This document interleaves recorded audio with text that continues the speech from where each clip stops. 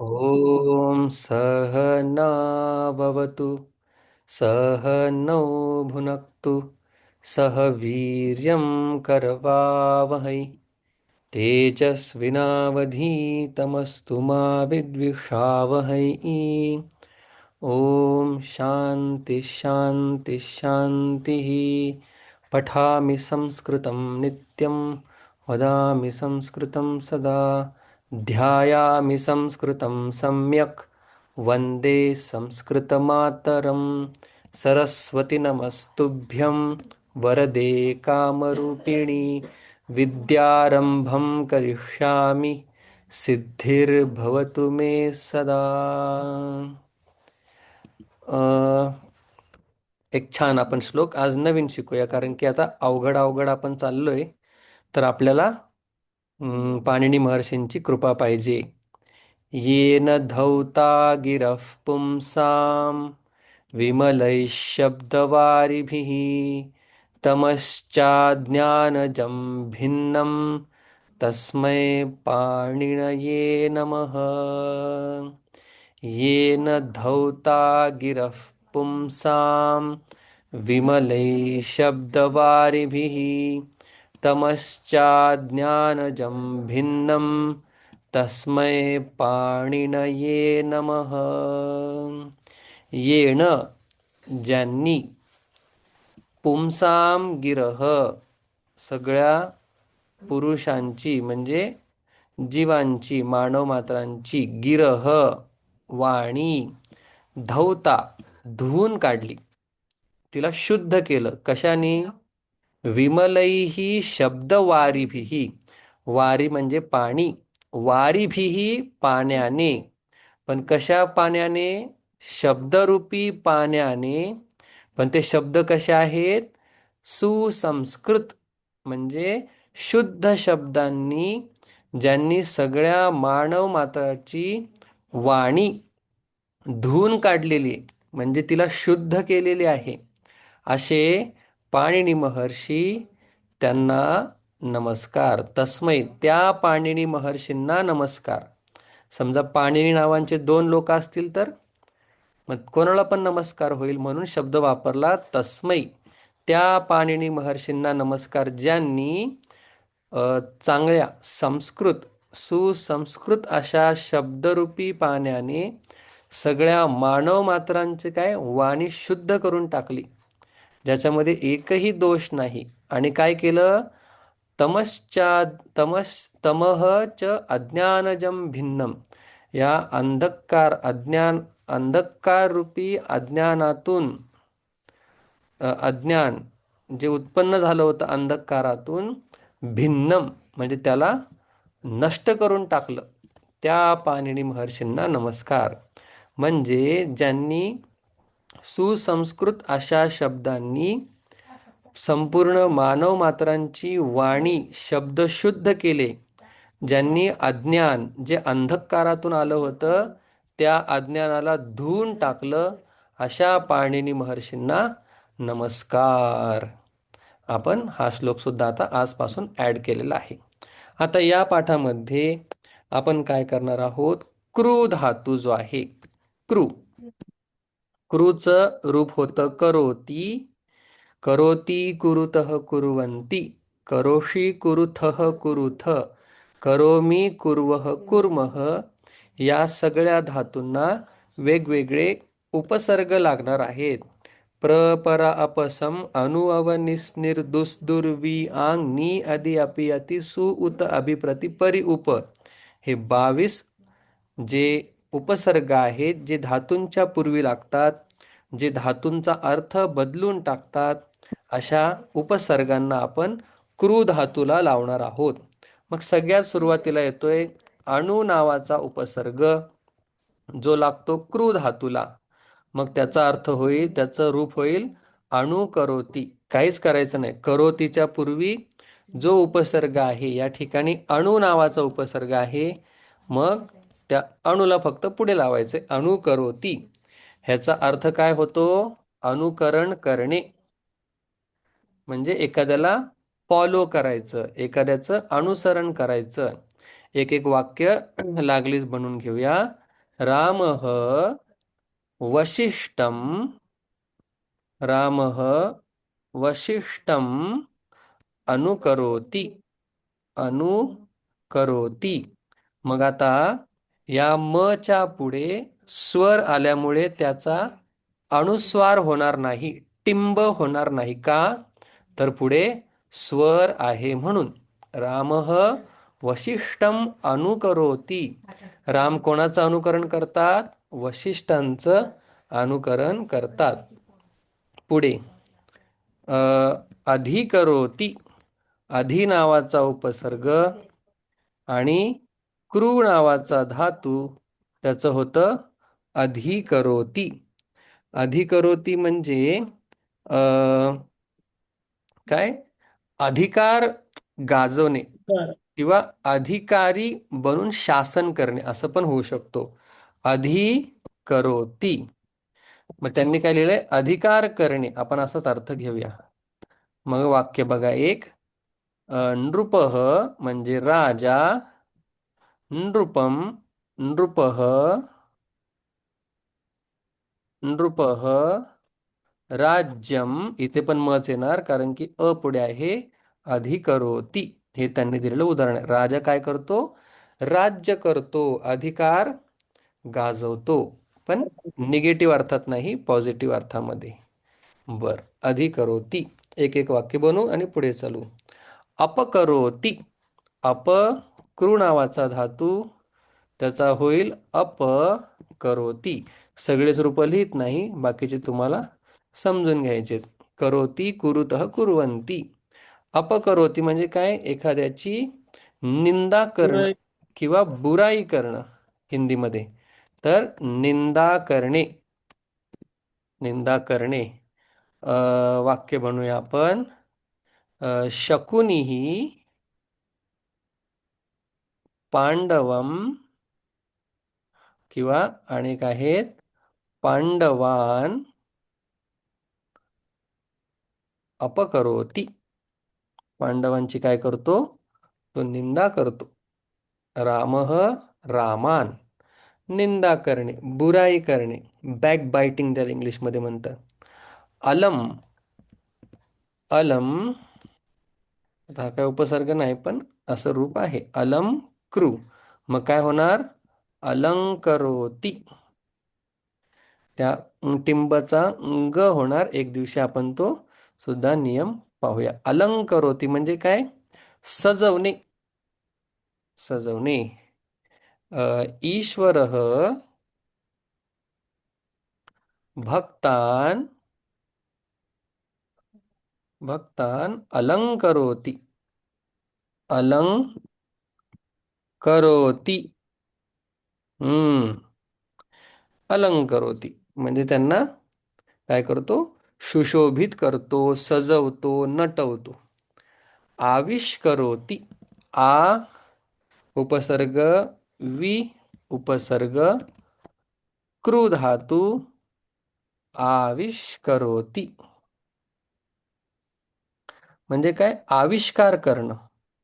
म्हणजे एक इन्व्हेन्शन ज्याला म्हणतो ना आपण. एखादी नवीन गोष्ट शोधून काढणं, नवीन नाविन्यपूर्व काहीतरी करणं. आविष्कार करणे. वैज्ञानिकः वैज्ञानिकः अ, अणु आविष्करोति. वैज्ञानिक काय करतो? अणूंचा आविष्कार करतो. आता लोक गॉड पार्टिकल पर्यंत चाललेले आहेत. ओके, आपण त्याच्या आधीच पुढे गेलेलो आहे. पुढे आविष्करोति. उप नावाचा उपसर्ग, क्रू धातू, त्याचं होणार उपकरोति म्हणजे उपकार करणे. उपकार करणे. आपल्याकडे 7 गोष्टी आहेत ज्या उपकार करतात. सुभाषित आहे, आता आठवत नाहीये. रविश्चंद्रो असं नदी, सूर्य, चंद्र, नदी, वृक्ष, संत आणि अजून आहेत असे. रविश्चंद्रो घनो वृक्षा, सप्त, 7 असे आहेत जे उपकार करतात आपल्यावरती. वृक्ष मनुष्यान उपकरोति. उपकरोति. करोति. झाड काय करतं? झाड काय करतं? माणसांवरती उपकार करतो. फळ, फूल, पान, काय नाही, हा. मुळं सगळं देतो. छाया. आणि स्वतः उन्हामध्ये उभा राहतो. सुंदर सुभाषित आहे, आता आठवत नाही. स्वयं आतपे तपती. स्वतः उन्हामध्ये उभा राहतो आणि अन्यान छायाम ददाती. छाया, फळ, फूल, वृक्ष सगळं काही देतो आपल्याला. मग आविष्करोती. तिरस. तिरस आणि क्रू धातू. अं, मग काय येणार? तिरस्कर. तिरस्करोती. म्हणजे काय? एखाद्याचा अपमान करणे. अपमान करणे. द्रौपदी दुर्योधनम तिरस्करोति. दुर्योधनम. दुर्योधनम तिरस्करोति. आता मचं काय होणार? टिंब होणार. कारण की पुढे ती आहे. जर स्वर असेल तर तो म तसाच राहतो. तिरस्करोति. तिरस्कार करते. म्हणते आंधळ्याचा पुत्र आंधळा. पण आपल्या युधिष्ठिरांनी कधीही दुर्योधनाचा तिरस्कार केला नाही. दुर्योधनाला ते सुयोधन म्हणायचे. ठीक आहे. तिरस्कर. द्रौपदी दुर्योधनम तिरस्करोती. म्हणून काय झालं? महाभारत झालं. बर. नमस्करोती. नमस आणि क्रू धातू. नमस्करोती म्हणजे काय? नमस्कार करणे. नमती हा सुद्धा आहे. जर तो तुम्हाला वेळेला आठवला नाही तर नमस्करोती तुम्ही वापरू शकता. म्हणजे नमस्कार करणे. साधकः. माझ्या डोक्यात जे येईल ते सांगतो. साधकः गुरुं नमस्करोति. करोति. साधक जो साधना करतो तो गुरूंना काय करतो? नमस्कार करतो. आणि बाधकः गुरुं अपकरोति. जो बाधक आहे, ज्याला साधना वगैरे करायची नाही, तो काय करतो? गुरूंचा अपमान करतो, तिरस्कार करतो. संस्कृ. मग संस्करोति. संस्करोति म्हणजे काय? एखाद्या गोष्टीला शुद्ध करणे. मग संस्कृत शब्द सुद्धा काय सांगतो आपल्याला? जो शब्दांना काय करतो? शुद्ध करतो. संस्कृत म्हणजे काय? संस्करोती. जो शब्दांना शुद्ध करतो म्हणजे कुठल्याही दोषरहित शब्दांना करतो त्याला संस्कृत असं म्हणतात. संस्करोती. वैयाकरण. वैयाकरण नाही हो शब्द. ओके. वैयाकरण शब्दान संस्करोती. जो व्याकरणकार आहे तो शब्दांना काय करतो? शुद्ध करतो. रामः.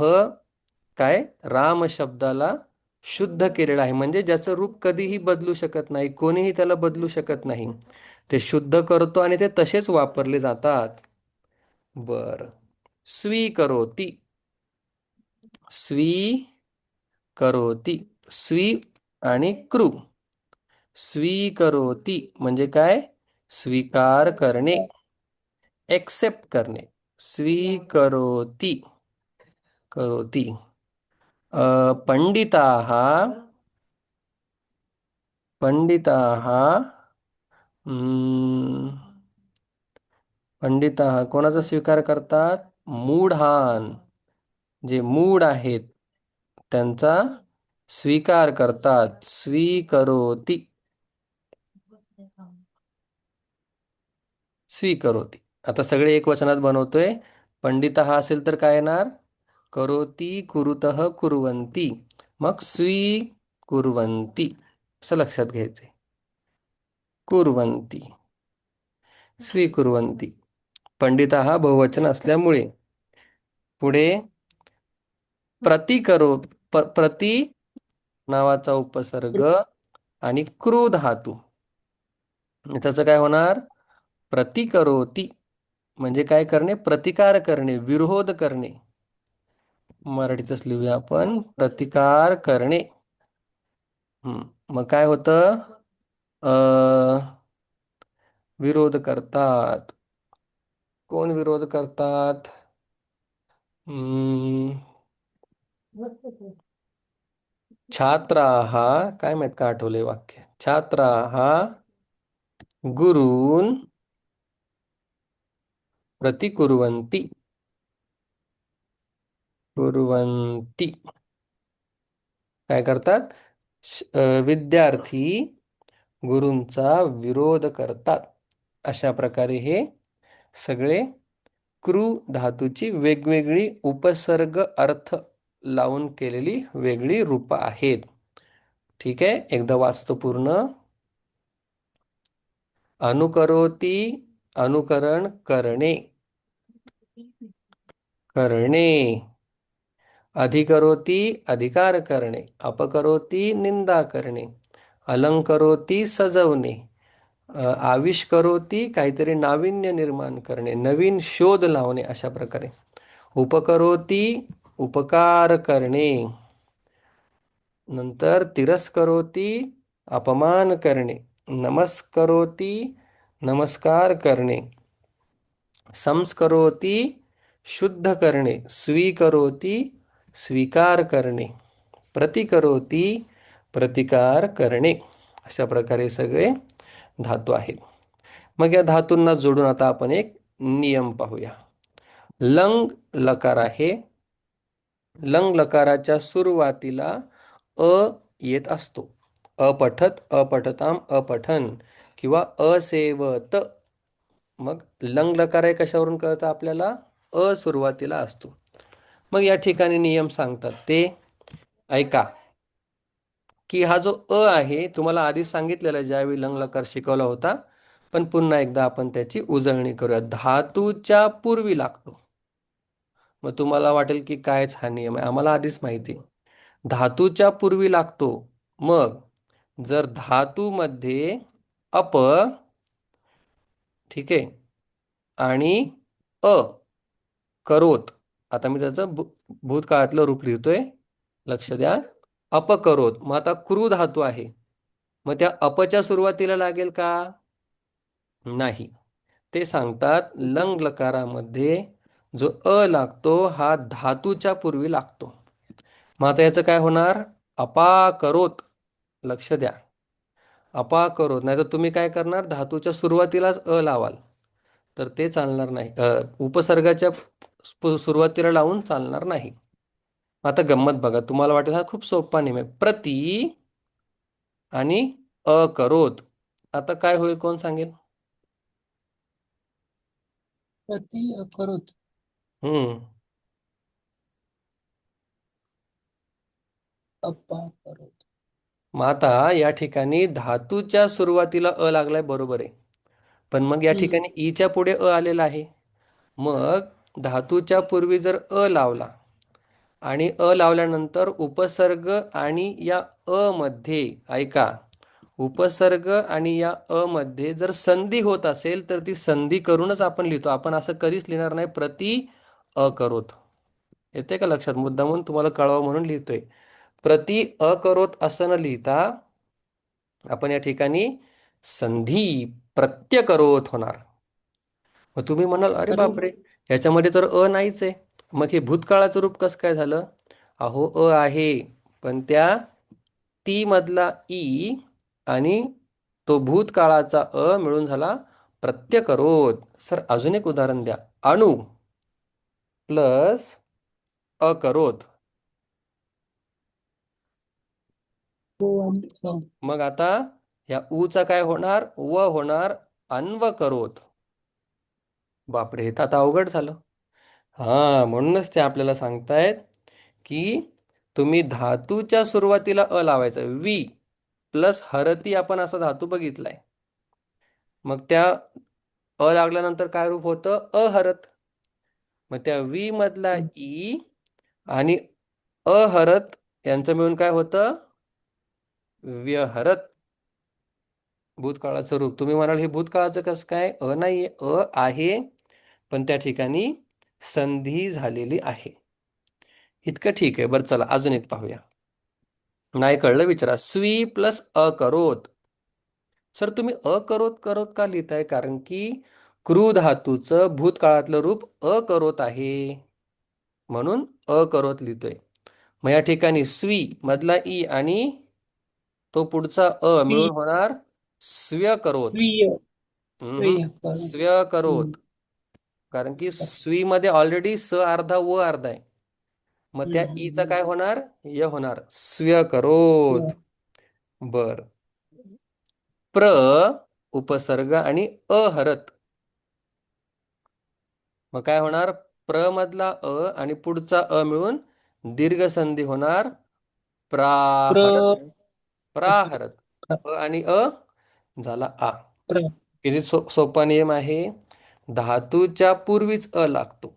मग उपसर्ग जर धातूच्या आधी असेल तर तो मधी येणार, उपसर्गाच्या आधी नाही येणार.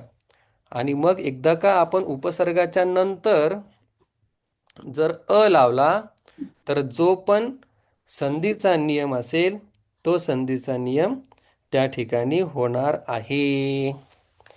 इथपर्यंत बघा. आता पुढच्या विषयाला सुरुवात होत आहे. एकदा पुन्हा सांगतो. धातूच्या पूर्वी अ लागतो, मग तो धातूच्याच पूर्वी लागतो, उपसर्गाच्या आधी नाही लागत. आणि त्या अ आणि जो पुढचा उपसर्गाचं शेवटचं अक्षर असेल त्याच्यामध्ये संधी होईल. जर गुण असेल तर गुण होईल, यण असेल तर यण होईल. जी संधी व्हायला पाहिजे ती संधी होईल. बर, कळालं आम्हाला. मग आता पुढे चलूया आपण. आतापर्यंत आपण बघितलं एक, द्वि, त्रि आणि चतुर. आणि ह्यांची काय आपण बघितली? वेगवेगळी रूप बघितली. म्हणजे एकः बालकः, एका बालिका, एकम वनम अशी रूप बघितली.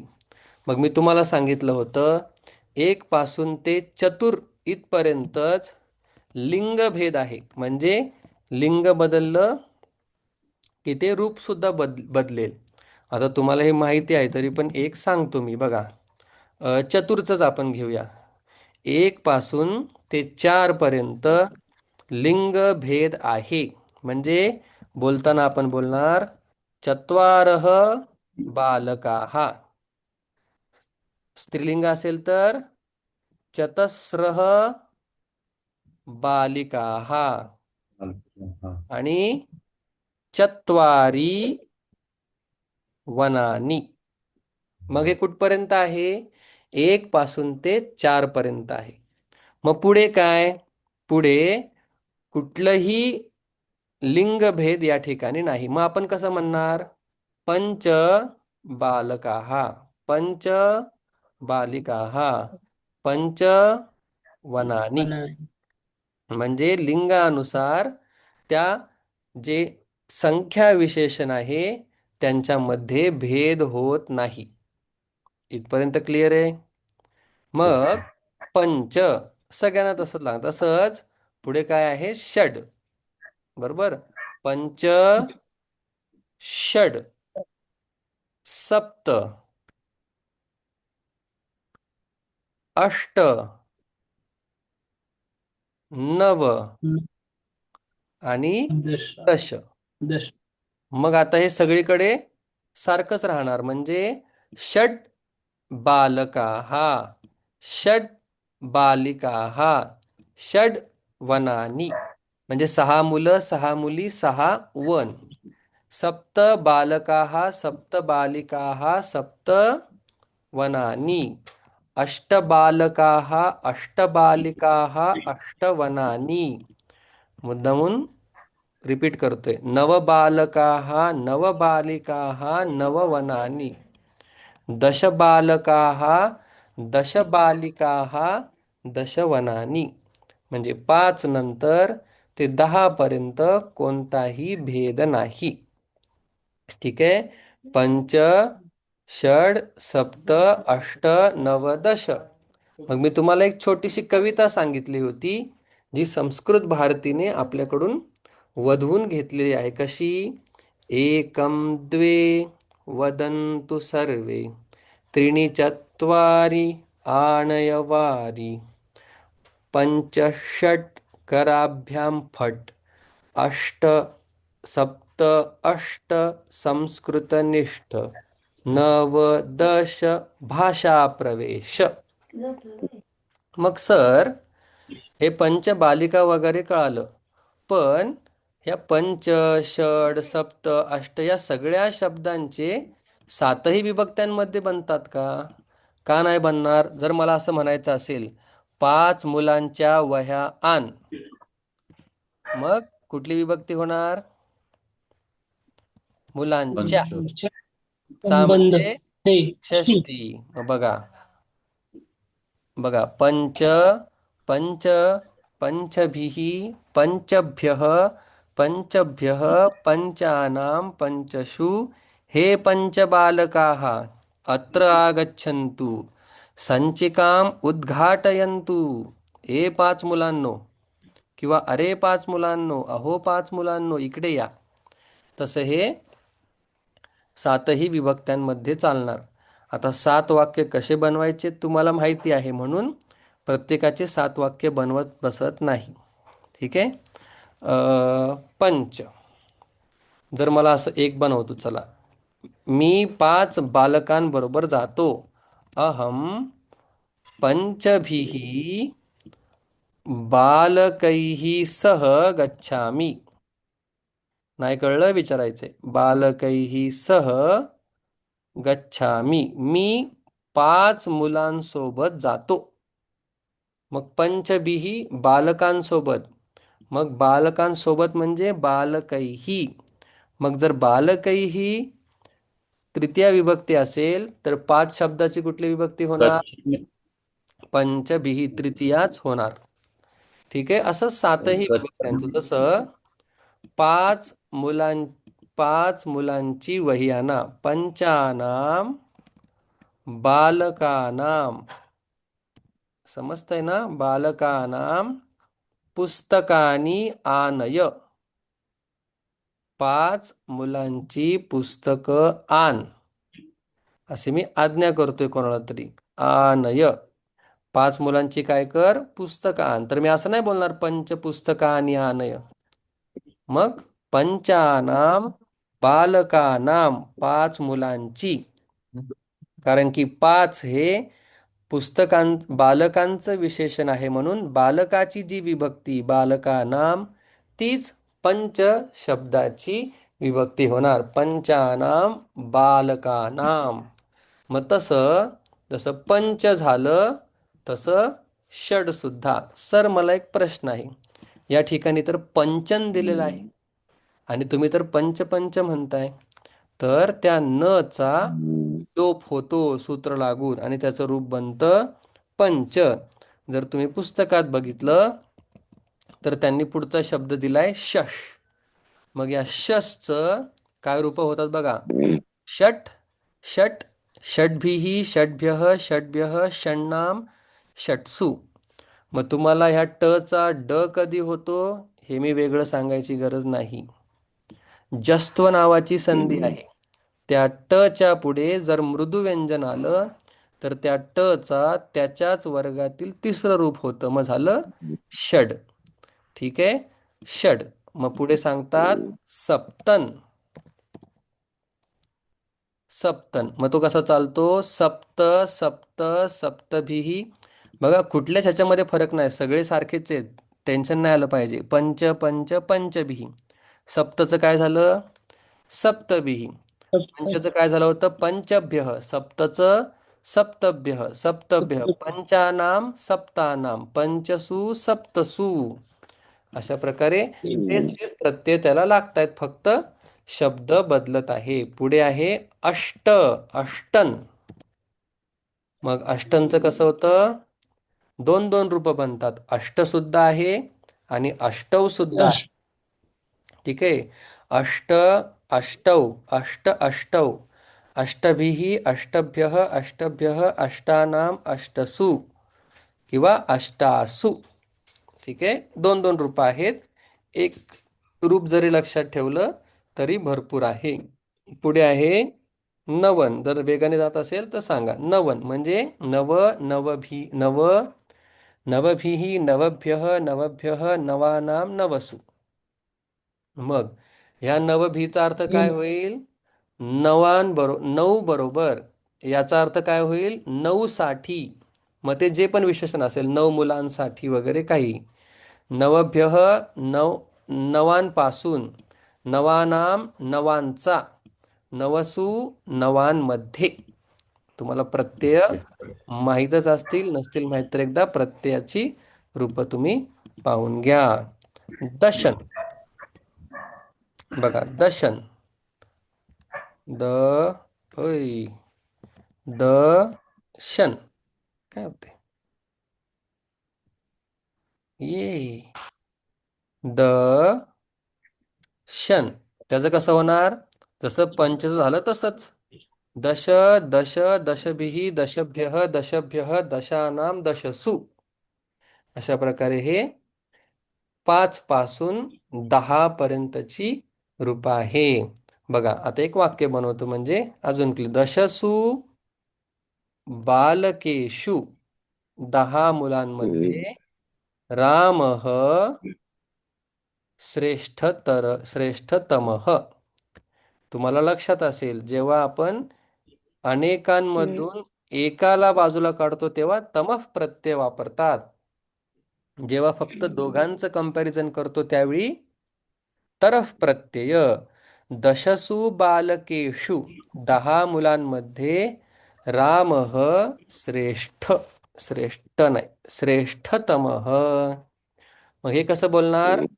दश बालिकाः अत्र उपविशन्तु. हे 10 मुलींनो या ठिकाणी बसा. उप म्यूट करा. ऑल. ठीक आहे, म्यूट करा तुमचं तुम्हीच. दश बालिकाः अत्र उपविशन्तु. या ठिकाणी बसा. उपविशन्तु. म्यूट मलाच करावं लागेल का? ठीक आहे. कोणतरी झोपतंय क्लासमध्ये? बरं नाही. उपविशन्तु. उपविशन्तु. 10 मुलींनो या ठिकाणी बसा. झोपू नका, बसा. उपविशन्तु. मग आपण हे 1 पासून 10 पर्यंत पाहिले. उरलेला आता पहिला, दुसरा, तिसरा हे आपण पुढच्या भागामध्ये बघूया. नसेल समजलं तर पुन्हा विचारा. ठीक आहे. पंच, षड, सप्त, अष्ट, नव, दश. मग हे 7ही विभक्त्यांमध्ये वापरले जातात. अशा प्रकारे उरलेला भाग आपण लगेच पाहूया. सर्वांनी जॉईन करायचे लगेच.